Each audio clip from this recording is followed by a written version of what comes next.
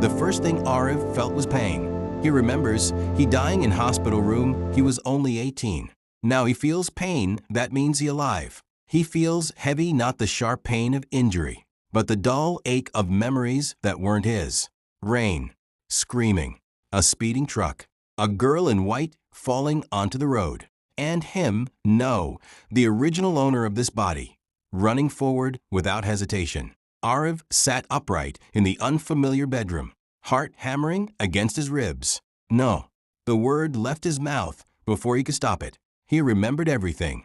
The novel, the plot, the tragic scene that he had transmigrated into a minor character. So minor that his only purpose in the story was to die saving the heroine in Chapter 3. A stepping stone, a disposable life. He pressed his palm against his chest, feeling the steady rhythm of a heart that wasn't originally his. I already died once, he muttered. I'm not doing again. The timeline in his head clicked into place. Today was the first day of the story's opening week. In 7 days, the accident would happen outside the university gates. The heroine would trip into the street. The truck would lose control, and he would run forward, not because he loved her, not because he was brave, but because the plot demanded it. Arif swung his legs off the bed. Nope. If the plot needed him in this city, then he simply wouldn't be here. Simple solution. He stood, ignoring the faint dizziness from memory overload, and began pulling open drawers, clothes, wallet, passport. The original owner had savings, nothing impressive, but enough for travel. His hands moved fast, he didn't hesitate. Suitcase, backpack, laptop, charger, cash. If he stayed, the plot force might nudge him into the right place at the right time. A coincidence here. A delayed bus there. A twisted ankle that placed him exactly where tragedy would strike. Stories loved convenience. But stories couldn't drag someone who wasn't present. He paused only once, when he caught sight of his reflection in the mirror. The face was youthful, familiar from the novel's illustrations. Warm brown eyes, soft features, the kind of face readers called kind but forgettable. A perfect sacrifice, Arif told the reflection. You can be noble in another universe. He zipped the suitcase shut. His phone buzzed a message from a university group chat. Reminder, welcome ceremony rehearsal in 3 days. Don't be late, 3 days. The accident would happen after rehearsal, when the heroine left early because of a call from her childhood friend, the male lead. Everything was aligned. Arif turned the phone off. Within an hour, he was in a cab headed toward the railway station. The city passed by in blurs of concrete and morning light. Students in uniforms, vendors shouting, traffic honking, normal, peaceful, dangerous. He felt like a fugitive escaping a future that hadn't happened yet. At the station, he didn't overthink. First long-distance train leaving within the hour. Destination didn't matter. Just far, very far. The ticket clerk barely glanced at him. Departure in 30 minutes. Perfect. On the platform. Arif kept his head down. Every time someone brushed past him, his heart jumped irrationally, as if fate itself had fingers. He imagined the heroine somewhere in the city, unaware that her future savior was abandoning his post. Would the truck still come? Would someone else die? The thought tried to root itself in his chest. He crushed it. I'm not responsible for fictional destiny. The train arrived with a metallic roar. As he stepped inside, a strange chill ran through him, like invisible threads stretching thin. For a brief second, his mind flickered. A flash of rain a girl's terrified eyes. The sound of brakes, screaming. His foot faltered on the train step. The air felt heavy, as if something unseen was watching. Waiting, Arif clenched his fists. No. He forced himself forward and found his seat by the window. The train began to move, slowly at first, then faster. The train rolled forward, cutting through fields and sunlight. And with every mile, the weight on Arif's chest grew lighter. He leaned back in his seat and let out a slow breath. The plot would correct itself. It always did. If he wasn't there to die, saving the heroine, someone else would be. A side character, a passerby, some unfortunate extra written into tragedy. Not him. He was human, and humans were greedy. He didn't want to die, The heroine would live no matter what. She was protected by the story itself. But he was a minor character. One wrong step and boom, straight to heaven. No matter what, Ariv whispered under his breath, staring out the window, I'm going to live. Hey man. A tap on his shoulder jolted him from his thoughts. Your phone's been vibrating nonstop. Ariv blinked and looked up at the stranger, quickly nodding. Thanks. He pulled out his phone, missed calls. Mom. Before he could react, the phone vibrated again that he swallowed and answered. Hello. Ariv. His mother's voice burst through the speaker. Where are you? You're not home. His heart dropped. Shit. In his panic, to escape the plot, he had forgotten something critical. He wasn't alone in this world, that he had a mother, a father, a little sister. In his last life, he had been an orphan. No one waited for him. No one noticed when he came or went. But this life had people. He felt strangely awkward, like wearing clothes that were too warm and too soft. Sorry, Mom, he said quickly. I forgot to tell you. I went on vacation with my friend. It was sudden. I'm already on the train. Silence. Long, heavy. Then, what? Her voice rose several levels. Vacation? Without telling me beforehand?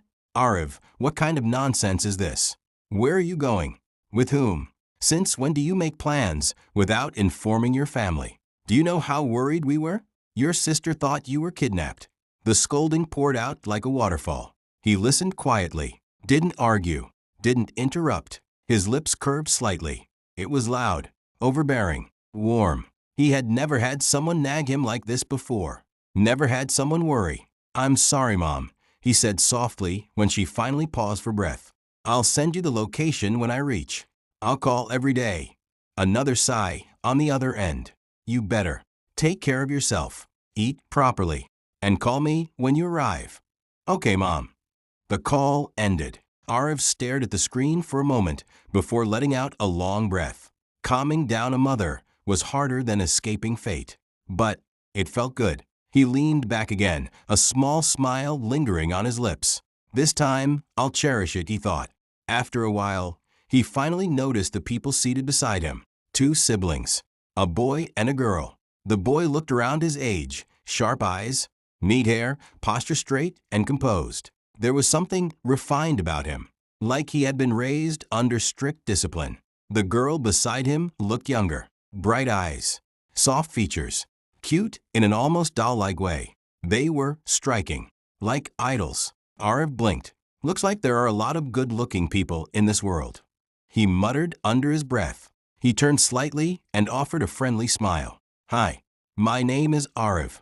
He extended his hand toward the boy. The boy glanced at him briefly, measuring, then reached out and shook his hand politely. Hi, my name is Kishore, he said calmly. And this is my sister, Lily. The girl gave a small nod and smiled. Hello. Ariv froze. Kishore, Lily. The names echoed in his head like thunder. Kishore and Lily, the villain siblings, the future enemies of the male lead, the cold, calculating brother who would later destroy half the business world in revenge, the sweet-looking sister who would manipulate events from behind the scenes. His smile stiffened. What are they doing here? In the novel, they weren't supposed to appear until much later. Not on a random train. Not beside him. Ariv felt the faint, familiar chill creep up his spine. Idiot. Ariv smiled outwardly, but inside he wanted to knock his own head against the train window. He ran. He packed. He left the city. And yet the plot still crawled after him like a shadow. He inhaled slowly, calmed down. Running away clearly wasn't enough. If the story refused to leave him alone, then he would stop running. The novel had only just begun. If he wanted to live peacefully, he couldn't just avoid death scenes. He had to destroy the roots. If the plot wanted to force him into tragedy, then he would tear the plot apart first. His gaze shifted subtly to the siblings beside him. Kishore and Lily. They didn't look like villains. They looked polished. Expensive watch, designer bag, calm posture, the kind of aura that screamed old money and private education. He couldn't understand it. Why did rich families always meddle with ordinary people in novels? The villainess liking the male lead? Fine. That was cliché. But why did the villain, Kishore, also develop feelings for the heroine later? And why did two siblings who shared the same blood slowly turn into enemies because of love? Was it worth it? Destroying family for romance? He didn't understand, and he didn't want to get involved. He truly didn't. But clearly, the story wanted him involved, so he had no choice. If he couldn't escape the stage, then he would rewrite the script. He didn't know if he would succeed, but he had to try. Arif turned to them with a casual smile. "I'm going on a beach vacation," he said lightly. "Where are you going?" The air shifted, subtle, but he felt it. Kishore's eyes sharpened almost imperceptibly. Lily's smile didn't change, but it became measured. Arif's spine straightened automatically. It wasn't fear. Not exactly. It was caution. He didn't know their personalities yet. In the novel, they were introduced later. Already colder, already darker. Right now, they were still in their early phase. Before heartbreak, before obsession, before rivalry. "We're visiting a relative," Kishore replied smoothly. His voice was polite, refined, but controlled. Lily tilted her head slightly. "Beach vacation sounds fun. Aren't you traveling alone?" There it was. A simple question, but it felt like a probe. Arif chuckled casually. "Yeah, needed a break." "From what?" Lily asked sweetly. He met her eyes. They were clear, too clear. "From life," he answered lightly. For a brief second, Kishore's gaze lingered on him longer than necessary, as if evaluating, weighing. Arif forced himself to relax against the seat. Careful. These two weren't ordinary. In the novel, Kishore was known for reading people within minutes. Lily hid knives behind sugar. If he wanted to destroy the villain arc before it began, he had to understand them first. You can't fight what you don't know. The train sped forward. Sunlight flickered through the window, casting shadows across their faces. Three young people, all smiling, all thinking, all hiding something. Arif kept his expression easy, but inside his mind was racing. If the villain never falls for the heroine, if the siblings never turn against each other, if the male lead never gains enemies. Maybe it was dismantling it. From the inside, Kishore leaned back in his seat, still watching him subtly. "You don't look like someone on vacation," he said calmly. Arif raised an eyebrow. "Oh, you look like someone running away." The words were gentle, but they hit like a blade. For a split second, Arif's heartbeat stumbled. Then he laughed. "Maybe I am." Silence lingered between them, not hostile, but charged. The train roared forward, cutting through distance. And somewhere deep within the unseen threads of fate, a new variable had just entered the equation. The tension in the air had grown too sharp. So Arif did the most reasonable thing possible. He pretended to sleep. He leaned his head against the window, slowed his breathing, and closed his eyes. If he couldn't outplay the villains yet, he could at least avoid them. Minutes passed. The rhythmic sound of the train softened. When he finally opened his eyes again, sunlight was brighter, warmer, and the salty scent of air drifted faintly through the cabin. The announcement rang out. "Beach station. Final stop." Arif straightened immediately. He glanced sideways. The seats beside him were empty. Gone. He blinked once, then twice. Excellent. They had left without him noticing. Good. Very good. He stood, slinging his bag over his shoulder. Honestly, why were rich people even riding trains? Wasn't it common knowledge that wealthy families had private cars, chauffeurs, maybe even private jets? Were they trying to experience ordinary life? He shook his head. Didn't matter. As long as they weren't near him, everything was fine. He stepped out of the station and was instantly greeted by the roar of waves and the endless stretch of blue ocean. For the first time since transmigrating, he felt free. The beach town was lively but relaxed. Seagulls circled above. Vendors sold coconut water and fried snacks. Children ran barefoot along the sand. He found a modest seaside hotel and checked in. Alone. But that was fine. Alone meant safe. The first day, he walked along the shoreline until sunset painted the sky orange. The second day, he rented a beach chair and simply listened to the waves. The third day, he sat at a seaside restaurant. enjoying grilled seafood and the cool breeze brushing against his face. 3 peaceful days. No accidents. No heroines collapsing into traffic. No villains plotting revenge. His parents called from time to time. His mother still nagged him about eating properly. His father asked about the hotel. His little sister demanded souvenirs. His friends spammed him with messages. Why did you go alone? Secret romance? Midlife crisis at this age? He simply shrugged it off. How could he explain? Sorry guys, I'm avoiding my scripted death. Yeah, that would go well. He leaned back in his chair, watching the waves shimmer under afternoon sunlight. It was peaceful. It was perfect. And then, a shadow fell across his table. Arif frowned slightly and looked up. His brain froze. Across from him sat Kishore, and beside him, Lily, perfectly composed, perfectly calm, perfectly placed directly in front of him. The sound of the ocean suddenly felt distant. He stared at them. They stared back. His eye twitched. Didn't they say they were visiting a relative? Out of every beach, out of every restaurant, out of every possible location. Why here? Why in front of him? The universe had to be joking. Before his brain could filter his mouth, the words slipped out. Why are you here? Silence. Lily tilted her head slightly, the same sweet smile on her lips. Having lunch, she said gently. Kishore rested his chin lightly on his interlocked fingers. Gaze steady. You sound disappointed to see us. Arif immediately straightened. I'm not. Lie. Blatant lie. He forced a laugh. I just thought you were visiting relatives. We are, Kishore replied smoothly. In a beach town? Arif shot back before thinking. A faint glint passed through Kishore's eyes. Our relatives live here, he said calmly. Is that strange? Arif opened his mouth, then closed it. No, not strange. Lily leaned forward slightly. You didn't answer my question from the train. Arif stiffened. What question? You said you were running away from life. She said softly. Did you manage to escape? The sea breeze felt colder. He looked at her, then at Kishore.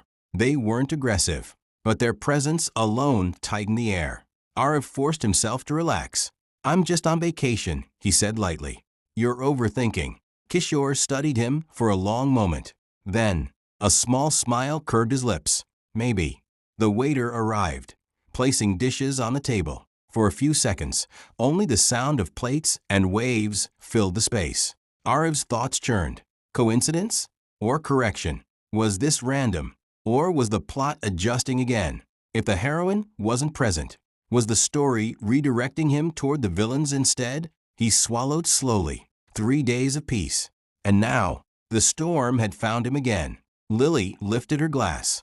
What a coincidence, she said sweetly. Arif stared at the 2 siblings sitting across from him. Coincidence? No. This felt deliberate. And for the first time since arriving at the beach, he wasn't sure if he was the one observing the plot anymore, or if the plot was observing him. He didn't smile this time. He looked at them seriously. Tell me honestly, he said, voice steady. Why are you here? For a brief second, the air tightened. Then, Kishore smiled. Calm, elegant, controlled. We're here for vacation, he replied smoothly. Just like you. Lily nodded with a soft smile. It's only coincidence that you're here too. Coincidence. That word again. College is about to start, Lily continued lightly. We just wanted to clear our heads. Kishore leaned back in his chair. And I think we could become best friends. Right. Arif felt a chill crawl up his spine. What the? I mean, he blurted out, we just met. Twice. Kishore corrected gently. Arif frowned. What? We met for the second time, Kishore repeated. And if I'm not wrong, we're going to the same college. His eyes sharpened slightly. Right, Arif Manhotra? The fork in Arif's hand paused midair. His full name. How? His posture straightened immediately. You checked me. Lily raised both hands innocently. We just wanted to know you. That's all. Why? Arif's voice came out sharper than he intended. Why would you check my background? Relax, Kishore said calmly. You don't have to worry about anything. That calmness made it worse. Arif's thoughts spiraled. Rich siblings. Future villains. Investigating him. This wasn't random. This was targeted. Kishore's gaze softened slightly as he looked at his sister. It's just that, he continued smoothly. My sister likes you a lot. Arav blinked. So it's reasonable, Kishore finished, eyes returning to him, for me to check the person who might become my sister's boyfriend. Silence. The world stopped. The waves froze. The restaurant disappeared. What? Arav's brain short-circuited. Villainous. Likes. Me? It felt like falling from the sky, without warning. Lily's cheeks flushed faintly, but she didn't look shy. She looked curious, interested, studying him like he was a new puzzle. You're interesting, she said softly. You don't act like others. Others? Arav's throat went dry. In the novel, Lily would fall for the male lead after he saved her during a corporate crisis. Her affection would turn obsessive, protective, destructive. But now, she was looking at him like that. No, no, no, no. This wasn't part of the script. I think, Kishore continued calmly, it's better to be transparent from the beginning. Transparent? You ran away from something. Kishore said. You looked afraid on the train, but not weak. Arav's fingers tightened under the table. You're observant, he replied carefully. I have to be, Kishore answered. Lily leaned forward slightly, resting her chin on her hand. And I like observant people. Arav's brain was overheating. This was wrong. The villainess wasn't supposed to notice him. She was supposed to orbit around the male lead. If she liked him instead, would that change her future? Would Kishore still turn dark? Or would this create an entirely new disaster? His survival plan was to destroy the villain arc before it began. But he hadn't planned on becoming the trigger. Wait, Arav said slowly. You're serious? Kishore's smile deepened just slightly. Very. Lily met his eyes directly. I don't like boring people, she said honestly. And you're not boring. Arav felt like his soul had left his body. He escaped death, escaped the heroine, escaped the accident, and somehow he landed in the villainess's interest zone. This wasn't survival. This was advanced difficulty mode. He forced a dry laugh. You're moving too fast. We don't have to rush, Lily said gently. Kishore added calmly. We have 4 years of college. 4 years. 4 years of villain siblings. 4 years of unpredictable plot deviations. Arav leaned back slowly. His mind raced. If the villainess liked him, the male lead might not gain her support. If Kishore never feels betrayed by his sister's heartbreak. Arav stared at Lily. Calm. Careful. But I don't like you, he said honestly. We just met for the second time. Lily didn't flinch. She chuckled softly instead, like she had expected that answer. I know it sounds absurd, she said, resting her chin lightly on her hand. But the first time I saw you, I liked you. She smiled. That's called love at first sight, baby. Goosebumps spread across Arav's arms. Her tone wasn't shy. It wasn't dramatic. It was confident, certain. And that confidence was dangerous. She was the villainess. He knew her future. Cruel, obsessive, jealous, possessive. A girl who would smile sweetly while destroying someone's reputation behind the scenes. Looking at her, now though, under the sunlight, with the ocean breeze lifting a few strands of her hair, she looked bright, alive, charming, and for a split second, his heart skipped. What? No. No, no, no. Why is my heart reacting? Even if she was cute, even if she was smart, even if she was beautiful, she was still the villainess. His mind split into 2 voices. Good Arav, stop it. She's dangerous. You know how this ends. Bad Arav, dangerous? She's rich, intelligent, gorgeous, and she likes you. When will you ever meet someone like her again? Good Arav. She becomes obsessive. Bad Arav. Only because she falls for the male lead.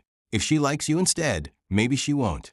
Good Arav. You're playing with fire. Bad Arav. Maybe fire is warm. His brain was arguing while his face remained perfectly neutral. Kishore watched him quietly, eyes sharp but unreadable. Lily leaned closer slightly. You don't have to like me right now, she said softly. I have time. Time. 4 years of college. 4 years of unknown variables. Arav swallowed. If she liked him, that meant she wasn't into the male lead. If she never chased the male lead, maybe she would never spiral into jealousy. Maybe she would never become the villainess from the novel. Maybe he could change her fate. But another thought whispered darker. Or maybe he would become the reason she turns obsessive. His heartbeat quickened. Excitement and caution twisted together in his chest. He forced his thoughts into order. I don't believe in love at first sight, he said calmly. Lily smiled.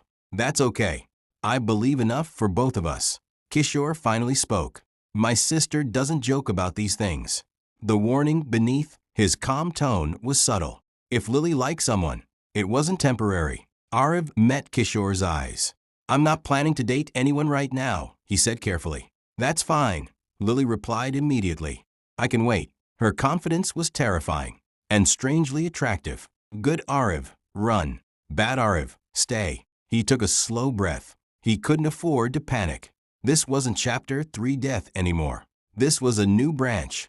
If handled well, this could dismantle the entire villain arc. If handled poorly, he might create a worse disaster than the original story. Lily tilted her head slightly. Are you scared of me? She asked softly. He looked at her. Her eyes were bright, curious, not cruel, not yet. I don't scare easily, he replied. Kishore's lips curved faintly. Good, he said. The ocean roared behind them. The sunlight shimmered across the water. And at that table, a new storyline quietly began forming. Arav kept his expression composed. But inside, the battle between caution and temptation had only just begun. Arav lay on the hotel bed, staring at the ceiling. The fan spun lazily above him. Today was the 6th day since he arrived in this world. In the original timeline, his character would already be dead by now, crushed under a truck. Memorial photo framed with white flowers. He exhaled slowly. I'm still alive. So something had changed. But had the plot truly shifted? He didn't know. What he did know was that the villainess was going to eat him alive at this rate. It had only been days since Lily confessed. He clearly said he didn't like her. Very clearly. And yet, she followed him everywhere. Beach walks? She appeared. Restaurant? She sat across from him. Morning coffee? Already ordered for him. Like a cheerful, beautiful, extremely dangerous puppy. At first it was amusing. Then it became concerning. Now, it was terrifying. Because the villainess was possessive. It hadn't even been 2 full days. And she had already warned 3 girls.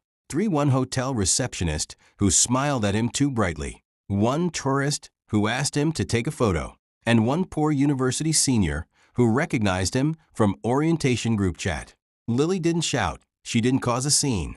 She simply smiled sweetly and said, He's mine. Mine. Arav covered his face with his hands. Even when he smiled politely at an elderly auntie selling coconuts.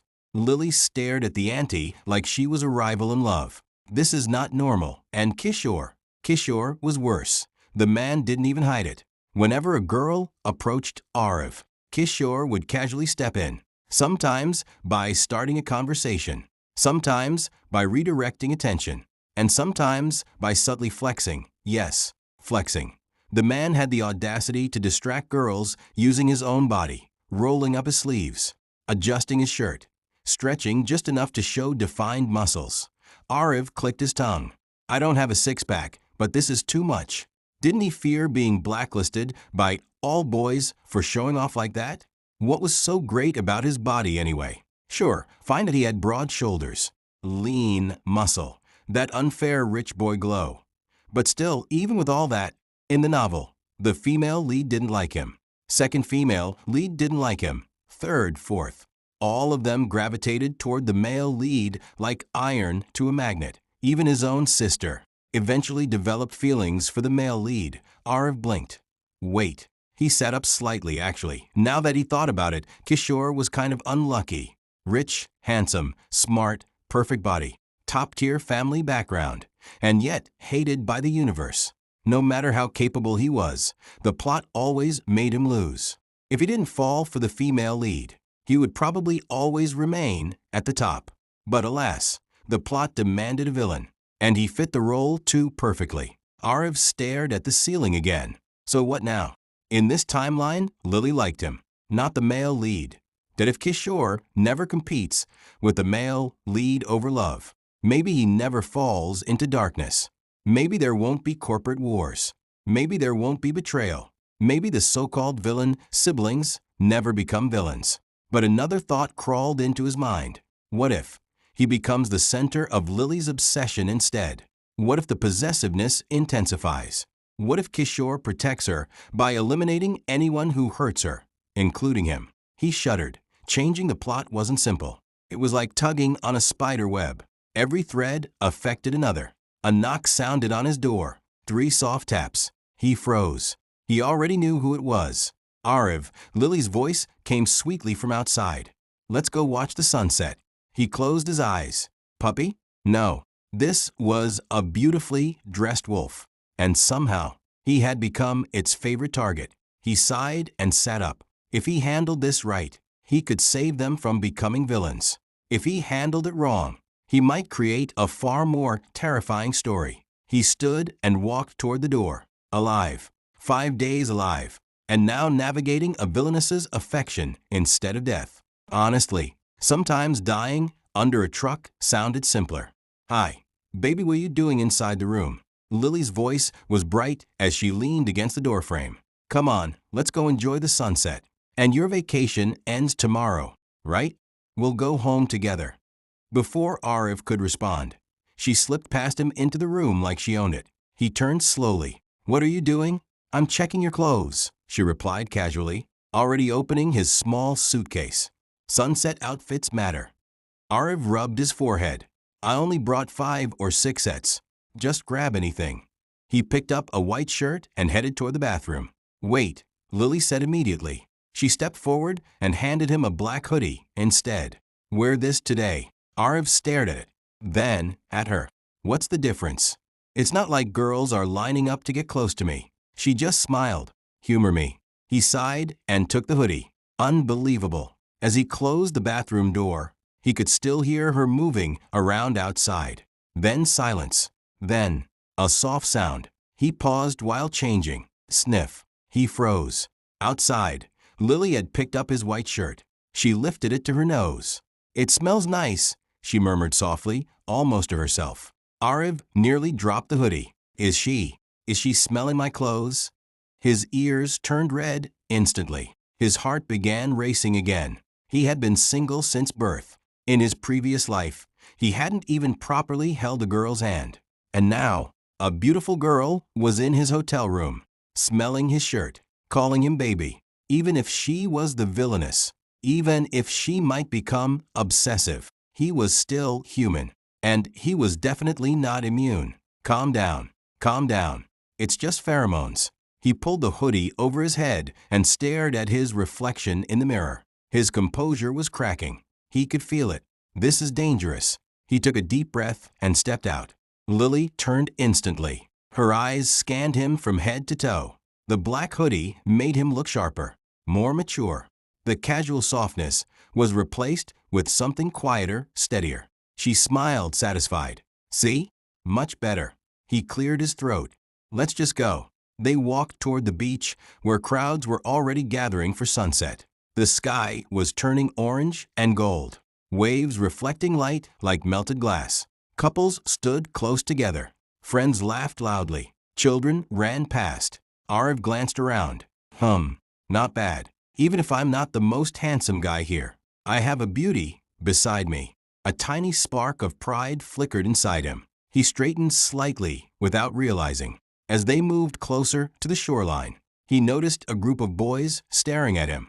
Not friendly stares, more like criminal assessment stares. He blinked. What? He smiled at them politely. Then, without fully thinking it through, he reached out and held Lily's hand. The boys' expressions darkened. Lily looked at him in surprise. Oh, so many people here, she said lightly. If you get lost, don't blame me. Arav leaned slightly closer to her. If I get lost, your brother will blame me, he murmured. She laughed softly. The boys kept staring. Arav glanced sideways at them again.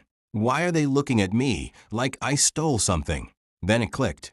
He looked at Lily, then at himself, then back at them. To them. He probably looked like some average guy holding hands with a top-tier beauty. He suppressed a grin. For a brief moment, he felt like he was showing off. The sun dipped lower.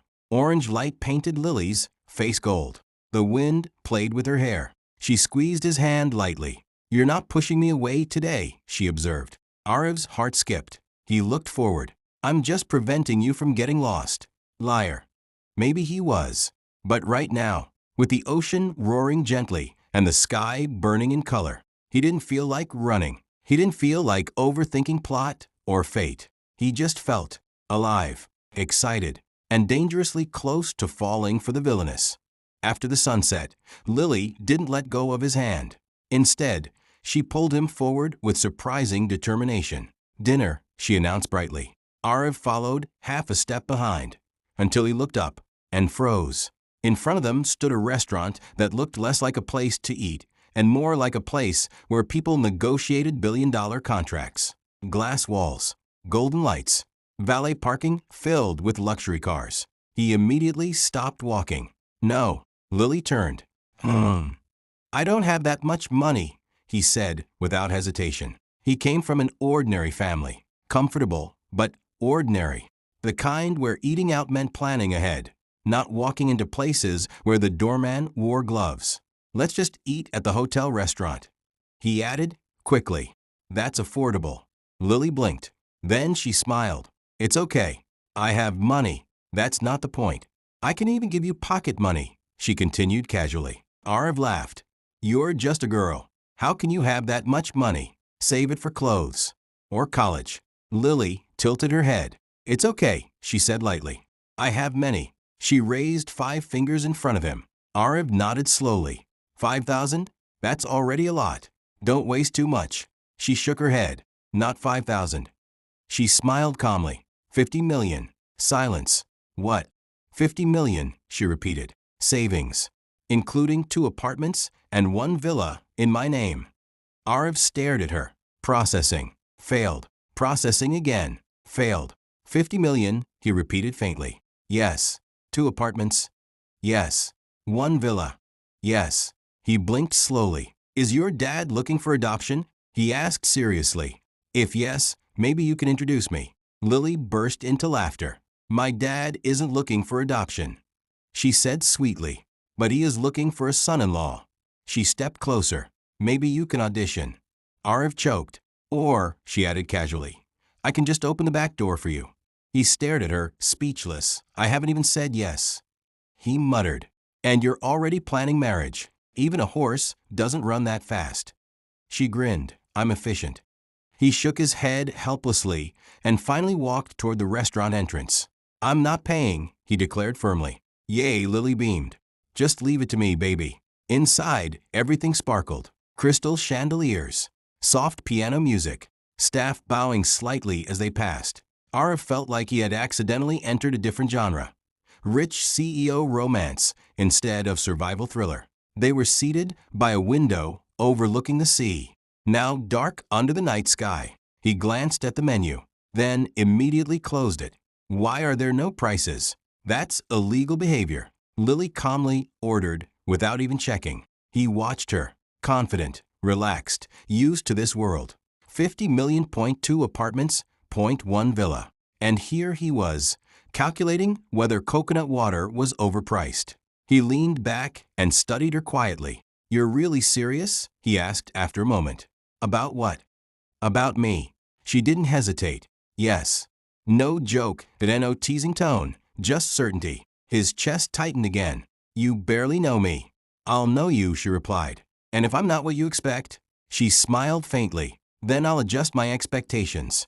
That answer was dangerous. He rubbed the back of his neck. "Your brother approved already, Kishore?" She chuckled softly. "He doesn't approve easily." "That's reassuring. But," she added, "he hasn't rejected you either." That was somehow more intimidating. The food arrived, beautifully plated, smelling expensive. Arev hesitated before tasting it. Okay, that was unfairly good. He tried not to look impressed. Lily watched him with amusement. "You don't have to look so tense," she said gently. "I'm calculating how many days my family could live on this one plate." She laughed again. The sound was warm, unfiltered. For a moment, he forgot about plot, forgot about villain arcs, forgot about fate. It was just dinner, just 2 people sitting by the sea, that he looked at her again. Rich, smart, beautiful. Arif opened his eyes. Morning light filtered through the curtains. For a few seconds, he just lay there, staring at the ceiling. Alive. His vacation was over. And more importantly, his death flag had passed. In the original timeline, he would have died by now. But he didn't, which meant one thing. The plot had changed. Still, he didn't relax. Tragedy always happened when you relaxed. He sat up immediately and grabbed his phone, calling his mother. "Mom, I'm coming home today." "Finally," she replied. "Come straight home." After the call, he started packing quickly. He had a train ticket. If he was late, he'd miss it. He washed up, dressed simply, and headed to the reception to check out. And there, standing near the entrance, were the siblings, waiting. He paused. Maybe they're waiting for someone else. Then both of them looked directly at him. Nope, definitely waiting for me. He finished checking out and walked toward them. "I'm calling a cab to the train station," he said casually. "You guys ready?" They stared at him silently. Arif blinked. "What? Something wrong?" They shook their heads. "You don't need to book a cab," Kishore said calmly. Arif frowned. "Oh, you already booked one? Good. Let's go, or we'll be late." He walked toward the parking area confidently, then stopped. "Where's the cab?" In front of them, a sleek black luxury car stood waiting. Not rented, not ordinary. The kind that looked like it belonged to someone who owned half the city. Arif slowly turned his head toward them, then back to the car, then back to them. Old money. Like actual emperor-level old money. He clearly didn't understand this world yet. The driver stepped out. It was a woman. Calm. Professional. Sharp suit. Arif didn't comment. He quietly got into the back seat. Driver in front. Kishore took the passenger seat. Lily slid in beside him. Strategic positioning. He wasn't stupid. Sitting between siblings felt safer than sitting beside one alone. The car moved smoothly. So smoothly that within 10 minutes, Arif fell asleep. Not lightly, not politely, but fully. Head leaning slightly back. Mouth almost open. Sleeping like a gorilla who had no survival instincts. The ride was peaceful. Too peaceful. When he opened his eyes again, the scenery outside was familiar. His neighborhood. He sat up instantly. "You could have just dropped me at the bus station," he said quickly. "This area is small. It's hard for big cars to enter." He glanced at the driver, then at Kishore. "It's fine," Kishore replied calmly. "She's very professional." "Oh, KK." Arif didn't argue. If they wanted to drop him home, fine. Money saved. Time saved. He wasn't complaining. The car slowed to a stop near his lane. He stepped out and adjusted his bag. His neighborhood was modest. Small houses, narrow streets, children playing cricket nearby. He suddenly became aware of how out of place the luxury car looked here. Lily stepped out too. Kishore followed. Arif turned to them. "You don't need to walk me in," he said quickly. Lily smiled. "I know." She stepped closer. Too close. "College starts in a few days," she said softly. "Don't disappear again." He hesitated. "I won't." Kishore looked at him steadily. "See you at campus, Arif." There was meaning behind those words. Not threatening, but not casual either. A reminder. You're not escaping. He gave a small nod. "See you." Lily squeezed his hand once before letting go. Then she stepped back into the car. The door closed. The engine hummed. And just like that, the luxury vehicle disappeared from his narrow street. Arif stood there for a moment. Alive. Home. Vacation over. Plot altered. Villainess interested. Villain brother observing. He adjusted his bag again and exhaled slowly. One death avoided. Now, the real story was about to begin. Arif pushed open the door. Surprise. He froze mid-step. His mother, his father, his little sister, all standing in the living room, staring at him dramatically. He blinked. "Today isn't my birthday, right?" They kept staring. His sister was holding her phone up, clearly recording. He looked from one face to another, completely speechless. His dad suddenly patted his shoulder. "It's just a prank," he said calmly. "Your sister wanted to film your reaction." All three burst into laughter. "Hey bro, now give it to me," his sister said, stretching out her hand. Arif stared at her. "Give what?" She frowned instantly. "My present." "What present?" He genuinely looked confused. Her expression cracked. You forgot, she whispered. A second later, her eyes filled with tears. You forgot my present. I'm your only sister. You went on vacation and didn't bring anything for me? You're my enemy. You joker. She stomped her foot and ran to her room, slamming the door loudly. The house fell silent.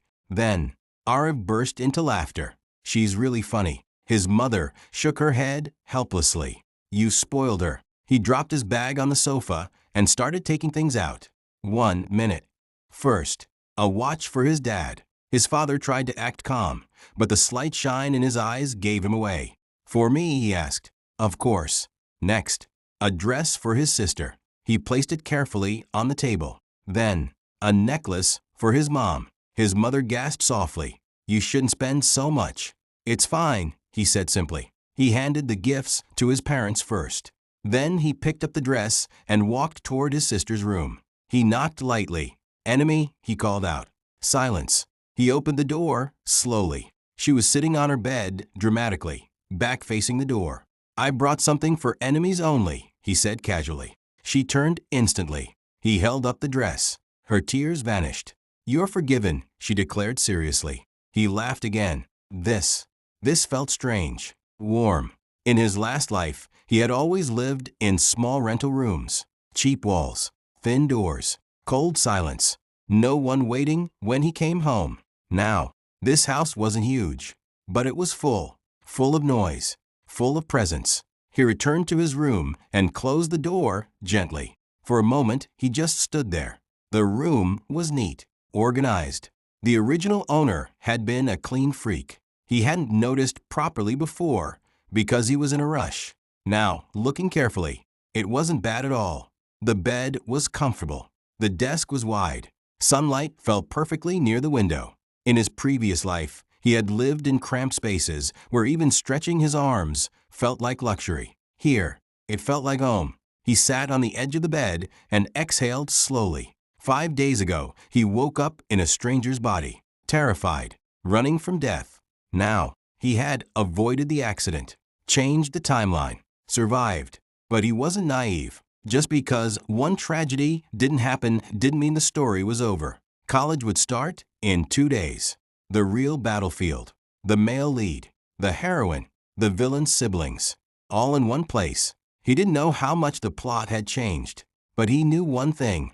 He had to be strong, careful, smart. He lay back on the bed and stared at the ceiling. A small smile curved his lips. Thank you, he whispered quietly. Thank you for the second chance. This time, he wouldn't waste it. The next morning, Arif stepped out of his room and froze. The living room was filled with gift boxes. Not one, not two, dozens. Stacked neatly, wrapped beautifully. Expensive brands printed boldly on the sides. He blinked. Did we win a lottery? He muttered. Then he saw her. Lily stood near the sofa, smiling brightly. Good morning, you finally woke up. Arif's stomach dropped. What are you doing here? I came to your house, she said naturally. You said you'd introduce me to your parents someday. So I thought, why wait? He stiffened instantly. His parents and sister were all sitting there, staring at him with very investigative eyes. He coughed awkwardly. He walked over and sat beside his mother. Mom, this is Lily, my friend. He emphasized the last word. Lily, this is my mom, dad, and my little sister. Lily smiled sweetly and bowed slightly. Nice to meet you. His mother smiled politely. His father nodded calmly. His sister, however, was looking between them like she was watching a drama series unfold live. Arif turned to Lily. You could have informed me first before coming. Sorry, she said lightly. I just wanted to surprise you. Even though she said sorry, her expression clearly didn't look apologetic at all. It looked victorious. You guys chat, Arif said quickly. I'll freshen up. He escaped to his room. The moment he closed the door, his sister slipped in behind him and shut it. Oh ho, she said, crossing her arms. Friend, huh? He stared at her. What? She's smart, beautiful, rich-looking. How did she fall into your trap? He was speechless. When did I trap her? She's just a friend. Yeah, she said dramatically. Just a friend. A friend who comes to your house with half a shopping mall. He glanced toward the living room. The gifts really did look like a shopping mall. Tell me the truth. His sister narrowed her eyes. She's your girlfriend, isn't she? No, she smirked. You're not telling the truth. It's okay. I'll just ask her directly. His eyes widened. No, you can't. Yes, I can. She grinned wickedly and ran out of the room before he could stop her. He pressed his palm to his forehead. Headache. Can I have one peaceful day? Lily stayed the entire day. She talked politely with his parents, helped his mom in the kitchen, gave his sister gifts personally, even discussed business trends calmly with his dad. She fit in too well, too naturally, too perfectly. By evening, the sun was already setting when she finally stood up. I should go now. His mother smiled warmly. Visit again. His sister nodded enthusiastically. Yes, yes, come often. Arif walked her to the door. He lowered his voice immediately. You didn't have to come like this, he said quietly. They'll misunderstand. Lily turned toward him slowly. She stepped closer. Too close. They should misunderstand, she replied softly. Before he could react, she leaned up and kissed him. Not on the cheek. Not accidentally. Directly. His brain exploded. I want them to know I'm your girlfriend, she whispered against his lips. Okay, darling. Then she stepped back as if nothing happened, smiled brightly at his family, walked to the black car waiting outside, and left. The engine sound faded into the distance. Arif stood frozen at the door. His lips tingled, his mind blank. Behind him, he felt 3 pairs of eyes burning holes into his back. Slowly, very slowly, he turned around. His mother covered her mouth. His father raised an eyebrow. His sister grinned, like she had just won a championship. Friend, she asked sweetly. Arif stared at the ceiling in defeat. The death flag was gone, but the relationship flag? That one just planted itself permanently. The morning air felt different. He could feel at the moment he stepped outside his house. Today, all the key characters would gather in one place. First day of college. From a normal student's perspective, it was exciting. New classes, new faces, new beginnings. But from a reader's perspective, it was a battlefield. Introductions, fate meetings, love triangles igniting quietly, jealousy planting its first seeds. Arif stood in front of the campus gates and looked up. The building stretched wide and proud under the sunlight. Students flooded in through the entrance, laughter and chatter filling the air. He inhaled slowly. This was the stage. In the original story, this was where everything truly began. The heroine would arrive. The male lead would appear like a storm. The villain's siblings would make their entrance. And minor characters would unknowingly walk toward their doom. He flexed his fingers slightly. But this time, things were different. He was supposed to be dead already. Instead, he was standing here, alive. That alone made him a variable. He stepped through the gate. The moment he entered, he felt it. That invisible pull, that subtle tightening in the air, as if unseen threads were weaving again. Relax, he muttered to himself. Students gathered in groups, some staring at the new arrivals, some already forming cliques. He noticed whispers start before he even understood why. Then he saw it, a black car pulling into campus. Of course they would arrive like that. The door opened. Kishore stepped out first, calm. Then Lily followed, elegant, without hesitation. She walked straight toward Arif. Straight. People began watching immediately. Isn't that Kishore from the business family? Who's that girl? Wait, isn't that Lily? Why are they heading toward him? The whispers grew louder. Arif felt eyes crawling across his back. Lily reached him and smiled brightly. Good morning, boyfriend. His eye twitched. Boyfriend. On the first day. In front of everyone. Kishore stood beside her, silent. Arif cleared his throat. Good morning. Calm. Stay calm. Somewhere in this crowd, the heroine should be arriving. And if the plot was still active, the male lead wouldn't be far behind. He scanned the entrance casually. And then he saw her, the heroine, standing near the steps. Soft expression. Simple clothes. Just like in the novel's description. At the same time, a sleek silver car stopped nearby. A tall figure stepped out. The male lead. The air shifted instantly. Students' attention divided. Heroine looking slightly nervous. Male lead walking forward confidently. Original script. They bump into each other. Books fall. Eyes meet. Destiny ignites. Ariv's heartbeat slowed. This was it. The test. Would the plot still move? Or had his interference disrupted the chain? The male lead walked. The heroine stepped forward. They were about to cross paths, and someone called the heroine's name from behind. She turned, missed a step, but instead of colliding with the male lead, she bumped into another random student. Books fell. Apologies exchanged. The male lead walked past her without even glancing. No eye contact. No slow motion moment. No background music. Just nothing. Ariv blinked. The scene felt empty, like something tried to happen, but misfired. Didn't books say they childhood friends, whites look like stranger? Lily squeezed his arm lightly. Who are you looking at? She asked softly. He shook his head. No one. But inside, his thoughts were racing. The original spark didn't ignite. The collision failed. The script glitched. He swallowed. So the plot can fail. It's not absolute. But just because one scene broke, didn't mean the story was gone. Drama didn't disappear. It only changed shape. He looked around. Male lead still powerful. Heroine still central.